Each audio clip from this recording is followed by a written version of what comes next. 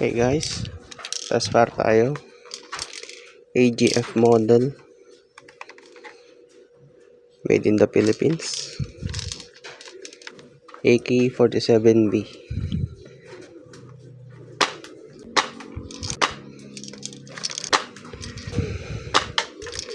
Unless you're collecting AK models like me. If it's worth buying ba or not, it's up to you.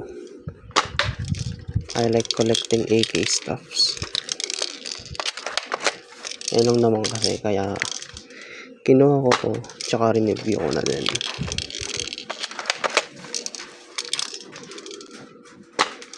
Hindi ko na nga din pala nailagay yung kanyang buttstock. Kasi sa sobrang daan, I can do this.